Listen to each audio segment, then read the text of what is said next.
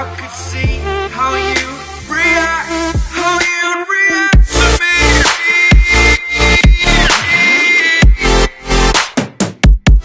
So much differently, I am different. Every time that I look back, I see my fortune. Would you react to me? We are reacting.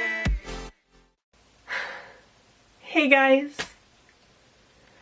I'm not having a very good day. I have a really big date tonight, and I've lost most of my human skin. Do you know how long it takes to get new skin? I don't think Jimmy's gonna believe me when I say I don't want to eat him. Anyway, let's get this tutorial started. I'm starting off with Sugarpill's Acid Berry and covering my face, neck, and chest. I left the section where the human skin will be blank. It doesn't need to be a clean edge right now. We'll clean that up later. I'm trying out using eyeshadow instead of face paint for this one. In the end, it didn't turn out too bad. I put the green on my nose, but later took it off.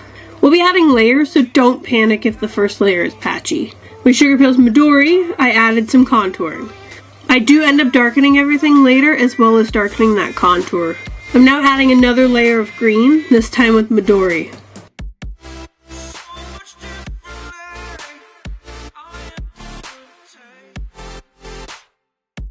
Then with Sugarpill's Bulletproof, I re-darkened that contour. As you can see, I've removed the green on my nose. With Mehron's red, I'm tracing around where the edge of the human skin goes. You can make this whatever shape you like. I'm adding little cracks and tears in the skin too. These can be places wherever you think looks best. I'm just adding them randomly.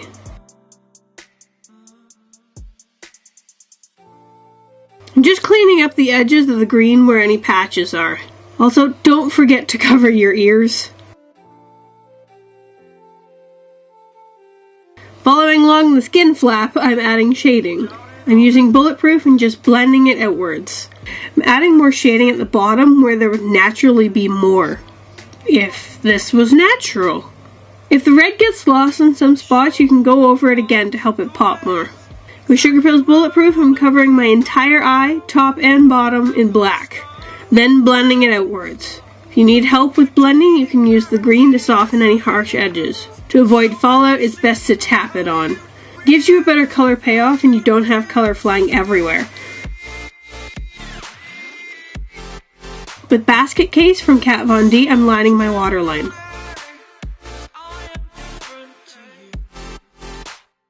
For the lips, I'm using NYX Jumbo Pencil in Black Bean and covering half of them.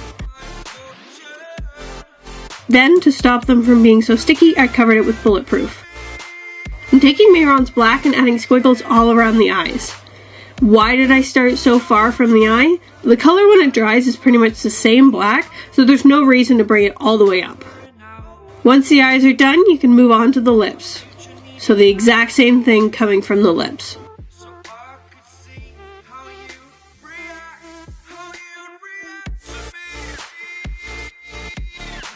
Now onto the human side. I'm adding Urban Decay's Thrash to the lid to about the crease line and the inner corner. I'm then taking Midori and cutting my crease and blending it onto the brow as well as bringing it down onto the outer corner on the bottom. With Bulletproof, I'm darkening that crease. With a mix of Midori and Bulletproof, I'm blending out that harsh line. To darken the crease and clean it up just a bit, I'm very lightly adding a thin black liner right on the edge. Then with the same liner, I'm winging out my eye. Apparently it didn't film it, but I also lined my waterline as well.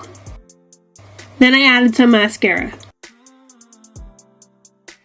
With Lit Cosmetics Abba and their glitter glue, I covered over the lid.